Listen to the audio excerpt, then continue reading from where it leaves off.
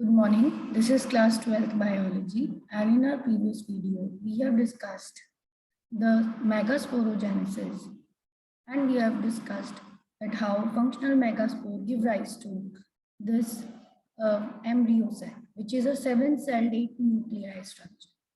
The screen is shared to you. Now we are looking at the developed or mature embryo sac, typical embryo sac, which is the 7-celled and 8-nucleate structure, having 2 synergid and 1 egg cell, central cell with 2 polar nuclei, and antipodal cells, 3 antipodal cells. So now you can see that now the next topic is pollination. Firstly, the meaning of pollination. Transfer of pollen grains from anther to the stigma is called pollination. It can be of 2 types, self-pollination, when there is same flower or different flower also, but of same plant.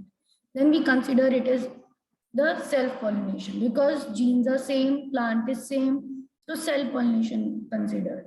Then cross-pollination, the name is telling you that 2 different plants will be involved and the flowers, from one flower, the pollen grains will land on the stigma of another flower of different plant. That is a cross-pollination.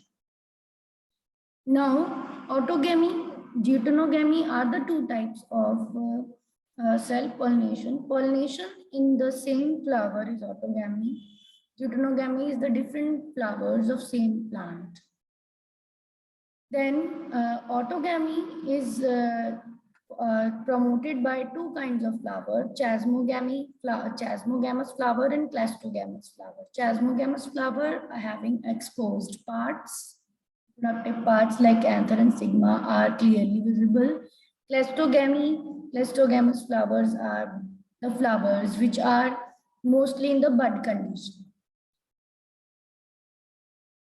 Deuterogamy is पौधा same रहेगा, फूल बदल जाएगा तो वो deuterogamy है, पर फिर क्योंकि पौधा सेम है इस वजह से वो भी एक तरह की सेल्फ पॉलिनेशन है. क्रॉस पॉलिनेशन में 2 डिफरेंट प्लांट इन्वॉल्व होंगे और जीनोगैमी भी कहलाती है क्रॉस पॉलिनेशन. एडवांटेज क्या है क्लस्टोगैमस का कि इसमें हमेशा बीज बनेगा, इवन अगर पॉलिनेटर्स ना हो तब भी बीज बनेगा, but no variation in offsprings compare self pollination and cross pollination.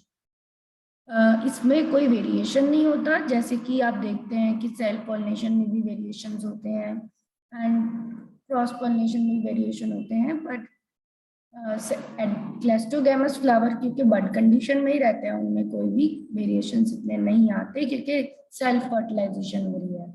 Agents of pollination discussion is given in the book and you can study that there are agents of pollination, biotic and abiotic. All events from the deposition, this is the next topic which is in the screen, shown in the screen. It is pollen pistil interaction. Pollen grains जैसे ही stigma पे land होते हैं तो stigma कुछ chemicals release करता रहता है, pollen grain उस पे गिरता है और वो फिर वहां पर जर्मिनेट करता है उन्हीं केमिकल की प्रेजेंस में. पर आप देखते हैं कि हवा में तो बहुत तरह के प्लांट्स के pollen grains होते होंगे, पर वो सारे के सारे तो जर्मिनेट करेंगे नहीं किसी भी पौधे की स्टिग्मा पे. स्पीशीज सेम होनी चाहिए और वो कंपैटिबल पॉलन होना चाहिए. कंपैटिबल मीन्स अलाउड होना चाहिए उसकी जर्मिनेशन.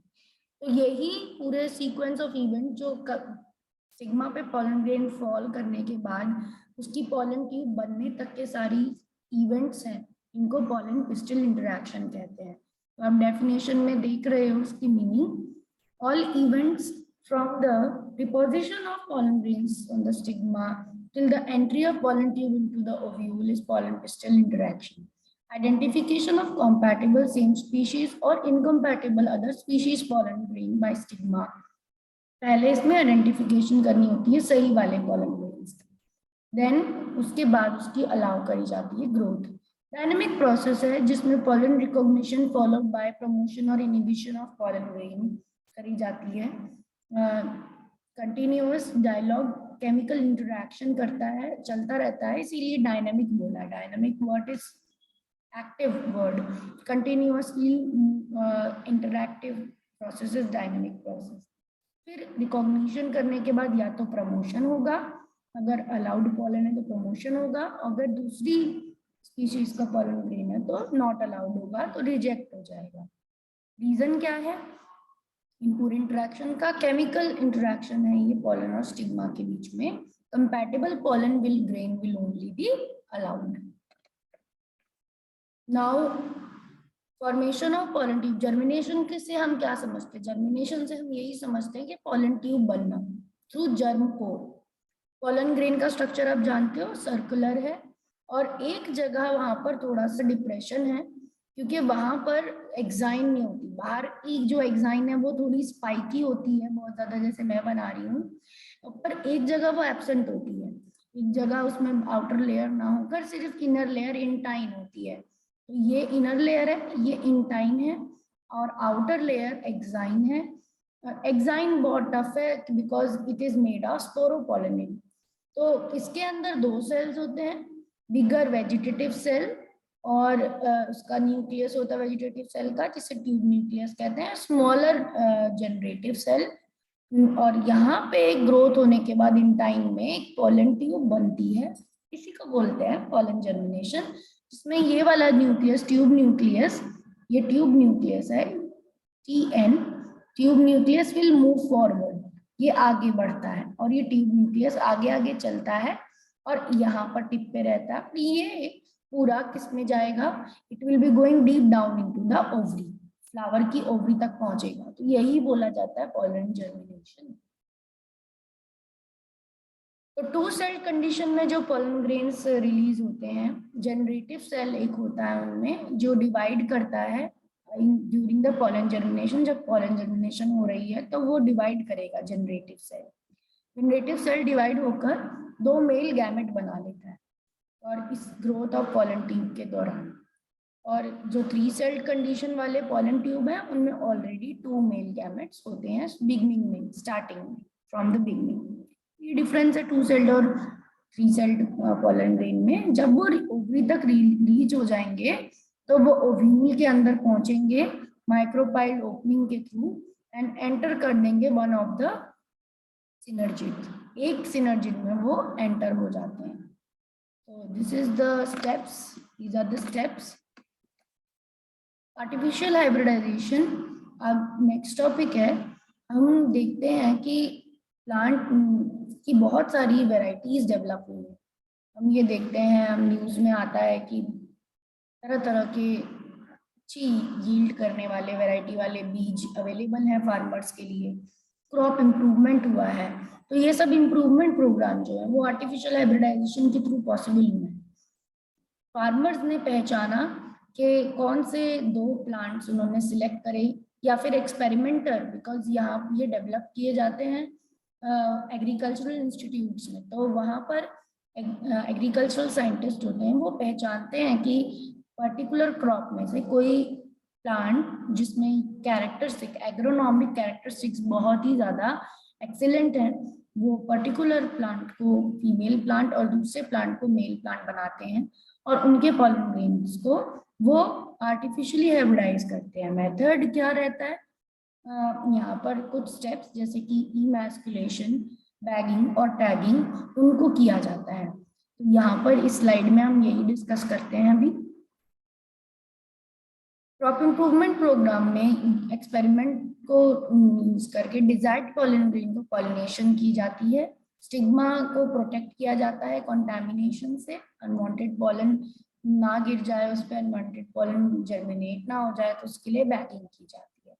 इमैस्कुलेशन का मीनिंग है हम मेल पेरेंट्स में, अगर ये उन प्लांट्स में की जाती है जो बाइसेक्सुअल प्लांट्स हैं जिनमें दोनों रिप्रोडक्टिव ऑर्गन्स हैं, तो हमको इमैस्कुलेशन कर देंगे, यानी पॉलन ग्रेन्स हटा देंगे, एंथर कट कर देंगे। एंथर को यंग कंडीशन में रिलीज होने से पहले ही, ब्रेक होने से पहले ही कट करके अलग करना इमैस्कुलेशन है। तो हम फोर्सेप की मदद से एंथर हेड हटा देते हैं and that plant now will be acting as a female plant. तो ये symbol circle and plus symbol, that mean emasculated flower will behave as a now female plant, क्योंकि उसके अंदर अब वो बाइसेक्सुअल नहीं रह गया, हमने उसके एंथर हटा दिए यानी पॉलन ग्रेन्स हटा दिए, and now only female part is there. उसके बाद उसकी बैगिंग भी करनी पड़ेगी फीमेल पार्ट पे। अब दूसरा अनवांटेड पॉलन ना गिर जाए तो हम उसको एक बटर पेपर के बैग से सूटेबल साइज के उसके स्टिग्मा को और उसकी ओवरी को पूरा बैग कर देते हैं, उसके ऊपर एक बैग पहना देते हैं, जिसको कहते हैं, यहाँ पर ये फीमेल पार्ट को हमने प्रोटेक्ट कर दिया, बैग पहना दिया। That method is known as bagging. Now next is जब पॉलन पिस्टल रिसीव होने के लिए एबल हो गया, मैच्योर पॉलन ग्रेन्स हम दूसरे प्लांट से, जो मेल प्लांट है सर्कल और एरो, जो मेल प्लांट है उससे हम पॉलन ग्रेन्स लेके आएंगे और फिर बैग को हटा देंगे एंड देन स्टिग्मा पे डस्ट कर देंगे। स्टिग्मा पे हम उसको डाल देंगे पॉलन ग्रेन्स को, री बैग कर देंगे, अगेन उसमें बैग कर देंगे ताकि फ्रूट्स आराम से बन सके, फर्टिलाइजेशन हो सके। जबकि यूनिसेक्सुअल प्लांट्स में हमें इमैस्कुलेशन करने की जरूरत ही नहीं है, क्योंकि वहां पर जो एक प्लांट होता है कंप्लीटली मेल और दूसरा प्लांट कंप्लीटली फीमेल होता है, उसमें फीमेल फ्लावर ही आते हैं फीमेल प्लांट में, मेल प्लांट में मेल फ्लावर आते हैं।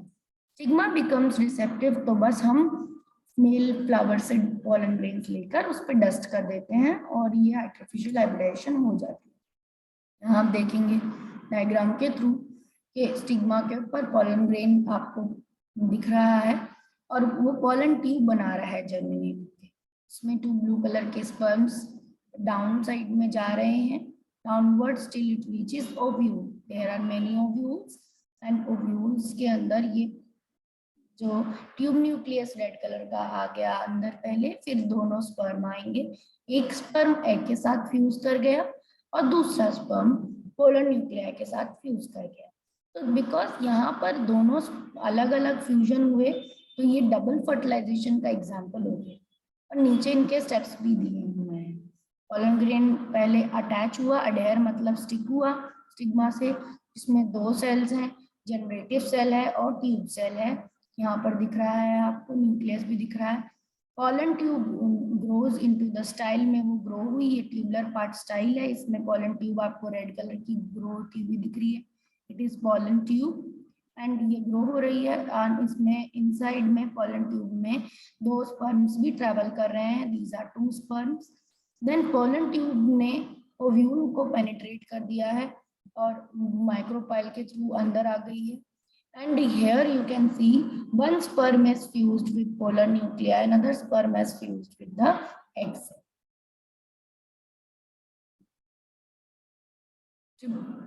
जो एग सेल से फ्यूज किया उसने तो जाइगोट बना लिया, it has developed into zygote and this fusion is syngamy. और जो दूसरा स्पर्म है उसने एंडोस्पर्म्स बनाया, ट्रिप्लॉइड एंडोस्पर्म पोलर न्यूक्लियाई के साथ फ्यूज करके। These are the steps of double fertilization. The same steps are written in the PowerPoint type. The pollen tube releases 2 male gametes into the cytoplasm to synergid. Then syngamy occurs. The pollen tube releases 2 male gametes into the cytoplasm. Synergid diploid zygote is formed. Zygote develop into embryo. Another male gamete moves toward 2 polar nuclei located in the central cell and fused with them produce triploid PEN. The central cell forms primary endosperm cell. Central cell change होकर primary endosperm cell बन जाता है, develop into endosperm और endosperm में develop हो जाता है। Then life cycle अगर हम देखें प्लांट की, बहुत इजीली आपको समझ में आ रही है डायग्राम से कि पॉलन फ्लावर है, नंबर 1 स्टेप है कि सीड डिस्पर्सल के बाद फ्लावर और प्लांट पूरा बना होगा, फ्लावरिंग करी होगी, फ्लावर के अंदर दोनों पार्ट्स हैं, पॉलन ग्रेन ट्रांसफर होंगे, फीमेल पार्ट पे आके अटैच होंगे, देन उसके अंदर फ्रूट बन जाएगा, सीड बन जाएगा, ओवरी के अंदर सीड जो डेवलप है उससे वापस से प्लांट बन जाएगा। तो फर्टिलाइजेशन के बाद यानी ओव्यूल सीड में कन्वर्ट हो जाता है। डबल फर्टिलाइजेशन का एक रिकैप दे रखा है। 1 male gamete fuses with the egg nucleus to form diploid zygote and other male nucleus will form with the fuse किससे होगा, सेकंड 2 पोलर न्यूक्लियाई से फ्यूज होगा और इससे एंडोस्पर्म बनेगा। एक स्पर्म से जाइगोट बनता है जो कि डिप्लॉइड होता है, 2n यानी क्रोमोसोम नंबर जाइगोट का 2n रहता है और एंडोस्पर्म ट्रिप्लॉइड होता है यानी इसका क्रोमोसोम नंबर 3n होता है, 3 सेट ऑफ क्रोमोसोम।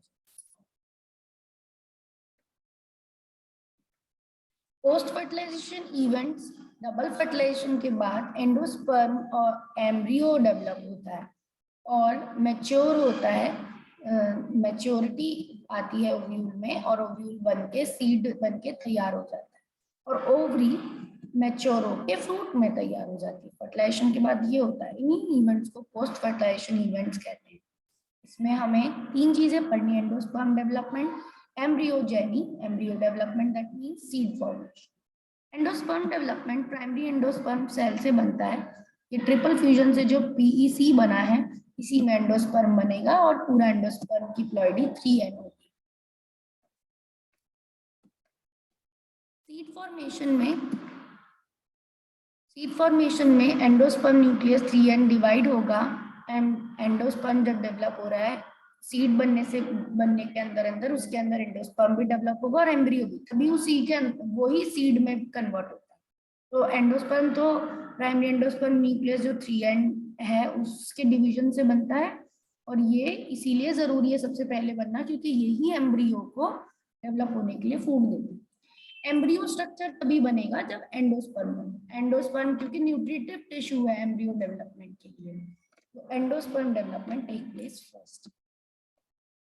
न्यूक्लियर और सेलुलर और हेलोबियल 3 तरह से एंडोस्पर्म डेवलप होता है। न्यूक्लियर एंडोस्पर्म को आप कोकोनट के वाटर के फॉर्म में देख सकते हो। पीईएन बार बार न्यूक्लियस में डिवाइड होता रहता है, फिर न्यूक्लियर डिवीजन होते हैं, इनमें सेल वॉल नहीं होती, बाद में जाके सेल वॉल बनती है और जब तक इनमें सेल वॉल नहीं है इन्हें न्यूक्लियर एंडोस्पर्म कहते हैं। सेलुलर एंडोस्पर्म में सेल वॉल भी साथ साथ में बनती रहती हैं एंड जैसे जैसे न्यूक्लियर में सेल वॉल बनती रहती हैं और वो सेलुलर एंडोस्पर्म बन जाता है। सेल वॉल फॉर्मेशन, CW यहाँ सेल वॉल फॉर्मेशन से। हेलोबियल में दोनों का मिक्सअप होता है, हाफ न्यूक्लियर रहता है हाफ सेलुलर रहता है। नाउ यहाँ पर आप देख रहे हो इमेज में एम्ब्रियो डेवलपमेंट की स्टेजेस दी हुई है। तो जाइगोट माइटोटिकली डिवाइड करके एम्ब्रियो बनाता है, उसके स्टेप्स हैं पूरे, उनकी स्टेजेस हैं वो यहाँ दी हुई हैं। तो ट्रांसवर्स डिवीजन होती है जाइगोट में 2 सेल्स के, जिसमें एक माइक्रोपाइलर एंड की तरफ बनता है सेल जिसे एम्ब्रियो टर्मिनल सेल कहते हैं और दूसरा सस्पेंसर या बेसल सेल होता है। Now transverse division 6 to 10 cells come in the suspensor region. Suspensor region में 6 to 10 सेल्स आ जाते हैं and embryo cell pro embryo में कन्वर्ट हो जाता है एंड सस्पेंसर सेल का काम है कि वो एंडोस्पर्म में उसको कनेक्ट करके रखे और न्यूट्रिशन देता रहे। देन एम्ब्रियो अपनी स्टेजेस में और डेवलप होता है और वो पूरा वेल मैच्योर हार्ट शेप और ग्लोबुलर स्टेजेस से गुजरता है। Then lastly we can see torpedo stage and in which cotyledons are shown, shoot meristem and root meristem is shown. The tip of the epicotyle is plumule, that is shoot meristem, and the terminal region of the hypocotyle is root meristem. Embryo cell vertically division at right angle to form one another 4 cells, then transverse division 8 cells octant, terminal 4 to plumule toward hypophysis to hypocotyle and radicle. ये sales ही divide हो जाते हैं heart shape के। ये जब ज्यादा number of sales होते हैं तो दे grows further and they convert into hypophysis, hypocotyle, radicle and plumule. Proembryo undifferentiated globular होता है, to heart shape and then mature. Dicot embryo, monocot embryo का NCERT में diagram and also their parts are explained, so you have to understand and learn the diagram. Dicot embryo में 2 cotyledons हैं around the embryonal axis, तो आप देख सकते हो यहाँ पर the portion of the embryonal axis above the level of cotyledon, जैसे कि ये cotyledon का लेवल है, इनके above वाला रीजन आपका एपिकोटाइल है जिसका टिप आपका प्लम्यूल है। ये बिलो वाला रीजन है cotyledons के और इसका हाइपोकोटाइल कहा जाता है और इसका टिप आपका रेडिकल, रेडिकल के ऊपर एक रूट कैप है। ये आपका डाइकॉट का इमेज हो गया, उसके पार्ट्स हो गए। देन आपके मोनोकॉट के पार्ट है, scutellum name one cotyledon is there, and then embryonal axis के एक तरफ आपके शूट एपेक्स है जिसके ऊपर एक फोलियर स्ट्रक्चर, लीफी स्ट्रक्चर कोलियोप्टाइल है। देन आपका रेडिकल है, उसके ऊपर भी एक शीथ है जिसको बोला जाता है कोलियोराइजा, यहाँ पर शो नहीं हो रही कोलियोराइजा। एंड देन एक कॉर्नर है एम्ब्रियोनल एक्सिस का जो एपीब्लास्ट है। ठीक है, ये वो एम्ब्रियो का, वो कॉटलीडन का पार्ट है जो कि ग्रो नहीं हो पाया क्योंकि मोनोकॉट में एक ही कॉटलीडन होता है। Endosperm is the food store for developing embryo. An embryo and plumule is formed. Slowly you can see the light green cells endosperm has consumed and embryo has developed completely. So these are the dicot and monocot seeds. And after fertilization, integuments will be converted into seed coats. These are the outer fertilization structure. Micropyle will become a seed pore. छोटा सा पोर बन जाता है micropyle का, ovule seed में convert हो जाते हैं, ओवरीज फ्रूट बन जाती हैं, वॉल ऑफ ओवरीज पेरिकार्प बन जाती है, juicy. So with this, I will discuss till here and will discuss the next topics in the other video. Thank you. Please like and subscribe my channel for more such videos. Thank you.